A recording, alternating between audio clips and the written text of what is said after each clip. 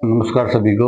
तो आज जो हम श्रृंखला हमारी चल रही है उसमें आई थिंक ये पांचवा या छठा लेक्चर है।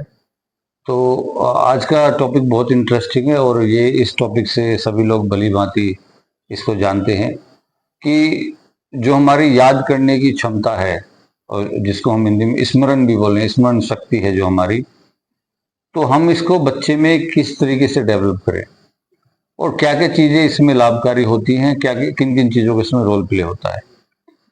हमें बहुत बार ये सुनने को मिलता है स्कूल में भी कि बच्चे का दिमाग बहुत तेज है लेकिन ये पेपर में भूल जाता है, पेपर में लिख नहीं पाता। But otherwise this kid is very intelligent, quite active in the classroom and he is very responding to the different kinds of questions also and to the different kinds of activities also, but at times he or she may not able to remember exactly what to write in the exam. आप देखेंगे जैसे हम हमारे school में activities बहुत होती हैं, तो करिकुलर एंड को करिकुलर एक्टिविटीज दोनों चीजें यहाँ पर रहती हैं।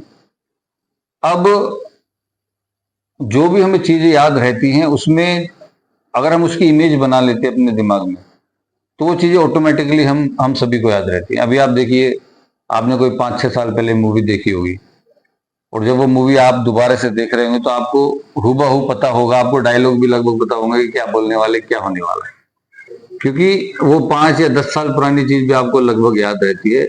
तो चित्रों का महत्व बहुत ज्यादा है।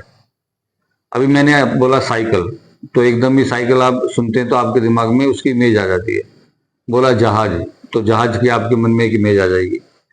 तो जब हम पढ़ते हैं और अगर हम किसी भी चीज को कनेक्ट करते हैं पिक्चर्स के थ्रू, चित्र के थ्रू, तो हमें चीजें बहुत बेहतर समझ आती हैं और लंबे समय तक वो हमारे दिमाग में रहती है। और ऐसा भी रहता है कि जिंदगी भर तक के लिए हम कुछ चीजों को नहीं भूलते हैं। आपने देखा होगा कि जो बच्चे की जो इंटेलिजेंस है, जो बच्चे की बुद्धि है, जिसको हम बुद्धिमत्ता बोल रहे हैं, कि बच्चा बहुत अच्छा है लेकिन उसको तरीका नहीं पता है कि हम उसको याद कैसे करें। अगर उसको हमें समझाने में कामयाब हो जाए कि आपको चीजों को कैसे कनेक्ट करना है तो बहुत सारा काम हो जाएगा। अब जैसे आपने कुछ मेमोराइजेशन करा, कुछ ना आपने याद करा और उस पर आपने पिक्चर्स के थ्रू उस मेथड को याद करा तो आपको वो हमेशा याद रहेगा। तो हम कहेंगे अरे ये तो बहुत अच्छा कर रहा है, इसका तो सुधार हो गया। अभी क्या होता है कि हम कहीं ना कहीं जब आपने कुछ पढ़ा और आपने किताब बंद करी और आपने मेमोराइज करा तो जो भी आप पढ़ रहे हैं आपके सामने वो सारी चीजें निकल कर आएंगी।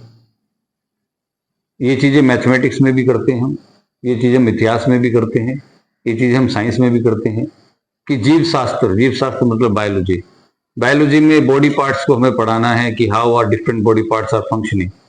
तो बायो लैब में बच्चे को एक टीचर लेके गए, उन्होंने बच्चे को डीपली हर एक ऑर्गन्स के बारे में बताया, किडनी का क्या रोल है, आपके लंग्स का क्या रोल है, किस तरीके से फूड डाइजेस्ट हो रहा है, डिफरेंट डिफरेंट बॉडी पार्ट्स के बारे में बताया। तो बच्चों को लगभग, क्योंकि वहां पर उन्होंने प्रैक्टिकल देखा, तो जब भी हम चीजों को प्रैक्टिकल करते हैं तो चीजें हमें बहुत बेहतर तरीके से समझ आती हैं।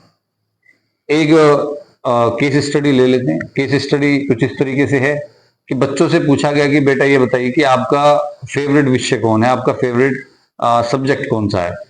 तो कुछ बच्चों ने इतिहास बताया, कुछ बच्चों ने मैथमेटिक्स बताया। तो जब एक बच्चे ने इतिहास अपना फेवरेट सब्जेक्ट बताया तो टीचर को थोड़ी जिज्ञासा हुई, क्यूरियोसिटी हुई कि आपका सब्जेक्ट तो ज्यादातर बच्चों को इतिहास पसंद नहीं है, कि जो इतिहास वाली मैम है वो हमें कहानी की तरीके से एक स्टोरी पढ़ाती है और इस तरीके से पढ़ाती है कि वो पूरा कनेक्ट हो जाता है, तो हमें पीछे का बैकग्राउंड भी याद रहता है। जब बैकग्राउंड याद होगा तो आगे की चीज आप पकड़ पाएंगे। कुछ जगह हमने ऐसा भी देखा है कि आपने इस तरीके से मेमोराइजेशन करा कि जब आप पेपर में लिखने बैठ रहे हैं तो आपको वो पता है कि वो उस पेज पे हमने क्या क्या पढ़ा था, एग्जैक्ट डायग्राम आपके सामने आ गया। तो यहाँ पर आपका जब एक डायग्राम को आपने समझा, चित्र को उकेर दिया अपने, जब आपने पेपर में करा, तो आपका